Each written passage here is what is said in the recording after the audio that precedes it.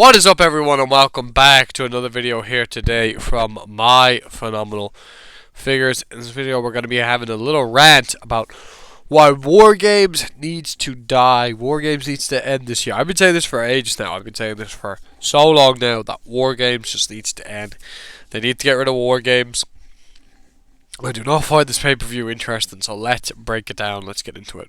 War Games is next. Not this Saturday, the Saturday after that. 2 Saturdays away, 2 weeks away, November 28th. And right now, my hype for this isn't too high. I wouldn't say it's like too high. I think it's just kind of more of a low hype for a pay-per-view. Haven't been too hyped for some of the pay-per-views this year because WWE's pay-per-views have just been terrible in 2025. A majority of them have not been good. So yeah, but these matches are always fun, but I don't know, man. I just am so sick of War Games. It's like it's built of the big heel faction. It's normally a heel faction like the Bloodline, the Judgment Day, versus the baby faces that they've been feuding with, like guys like Cody Rhodes, the Usos, Randy Orton, CM Punk, Sami Zayn. You know, there's just like they're kind of like the people. You know, it's just the biggest faces versus the biggest faction that's built up, and then they be brawling and feuding for weeks on Raw, and then they go to War Games. Then after War Games, that's really about it. That's kind of like where it kind of ends, I guess, which I don't like this concept. It also doesn't even feel like a blood feud anymore because Cody Rhodes is on the team. While Cody Rhodes hasn't even been feuding with these guys for ages, he's been feuding with guys like McIntyre and Cena. So it's just, I don't know, like what's Cody Rhodes got to do with this anyway? So a bit stupid. Then you got kind of their leader, CM Punk, and then you got the Usos. If they have been feuding with the Vision, then you got the Vision, Logan Paul, and Drew McIntyre. We're most likely going to add Roman Reigns to the face team, and then we'll add in probably Brock and Austin Theory into the heel team. That's probably what's going to end up happening. And then I hope that they keep, like, maybe they add Brock in, and then they have like one mystery opponent where it's Austin Theory, or they add Austin Theory and the one mystery opponent is Brock Lesnar. Either way, whatever they do, I hope that they do that. But you know, it's just this huge dominant heel team versus the faces they've been feuding with, and it just doesn't mean anything. It doesn't stand for anything. It's quite boring. I guess you could do like Braun Breaker pins Cody Rhodes, or not.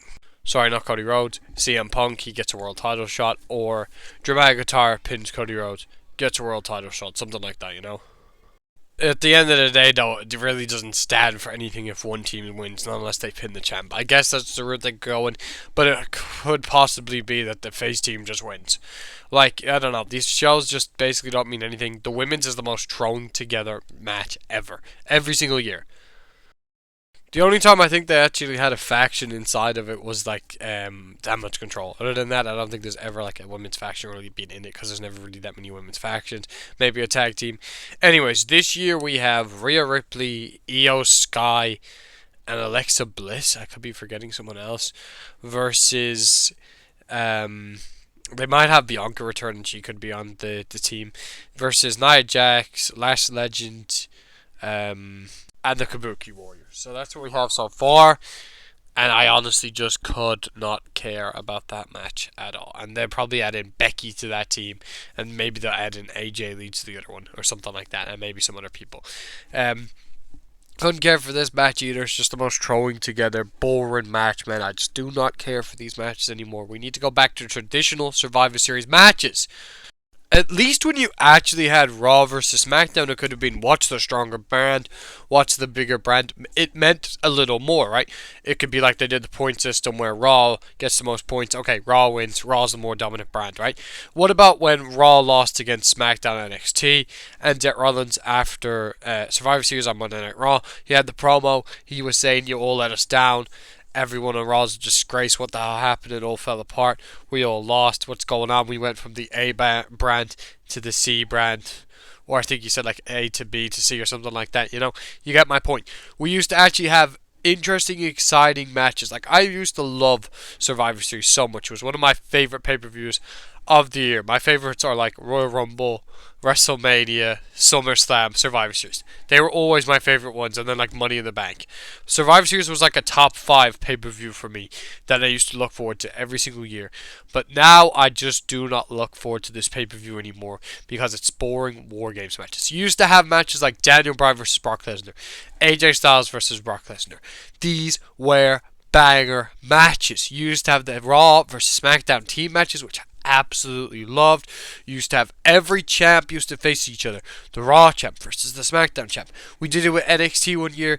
It was absolutely incredible. We literally had NXT invade SmackDown. This stuff used to be interesting, and it was good TV. It was good television for wrestling, and it was a nice way to end off the year. Now, it's just like I said, the big faction versus the people they're feuding with, and that's how they end the year off. Like, it goes on for months and ends a Survivor Series. It's boring, it's repetitive, and I've had enough of it. I want them to go back to traditional next year. They also did announce on SmackDown that they're going to have the MFT Solo Sikoa's group versus the Motor City Machine Guns, Shinsuke Nakamura, and Rey Fenix compete in a traditional Survivor Series match. So I am actually excited that they're doing that. That actually does seem good. But so far, in my opinion, Survivor Series War Games build, whatever, has been quite boring. And I'm not looking forward to the show too much. Like, my hype's just like a little bit. It's just kind of there. I think Triple H just absolutely sucked this year. And it would have been so great if they actually just brought back Survivor Series, traditional Survivor Series.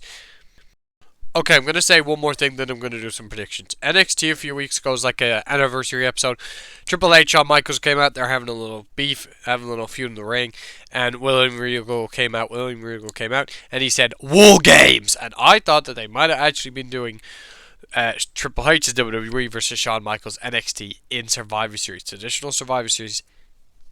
Could you imagine if we had Triple H, his team, which could include a Raw and SmackDown, versus Shawn Michaels' team that could have been NXT? I could book it for you right now, right? On Triple H's team, you have Roman Reigns, Seth Rollins, Cody Rhodes, CM Punk, and Randy Orton. An amazing 5 wrestlers, right? Versus Ethan Page, Trick Williams, Javon Evans, Ricky Saints, and Obafemi, right? Just something like that. Or if you wanted to make the guys on WWE side, like just on Raw and SmackDown, you could have made them like not as strong as the team I named. But something like that would have been absolutely incredible, would have been amazing, instead of doing traditional Survivor Series War Games again. Or sorry, instead of doing War Games again. Or they could have done Raw versus SmackDown versus NXT again, which was absolutely peak days. Okay, for the Women's Survivor Series match, War Games match, I think that the face team will win. I think they'll add in AJ Lee and get Charlotte Flair on board, and she'll agree. There's no images for it, so I just use this. Face team will win. That's all I got to say about this. And Stephanie Valkyrie will also face Nikki Bella. Stephanie Valkyrie will win. I also think that will happen on the show. Can't think of any other matches off the top of my head that could happen. Maybe Ilya Dragunov Open Challenge. Something like that. I'm not too sure. Then for the men's, I'm going to predict the heel team wins because I think that is what has to win. I think it would be a bit boring if the face team wins. And maybe we could give the pin to Drew or Braun Breaker. Drew pins Cody, Braun Breaker pins Punk, and then one of them gets a world title shot afterwards. That's what I would personally do for this match. And I would say Roman Reigns will also be in the face team. My final figures out. Thank you a lot for watching. War Games sucks. It needs to go. The matches are always good, but the build for it is always boring. Thank you a lot for watching.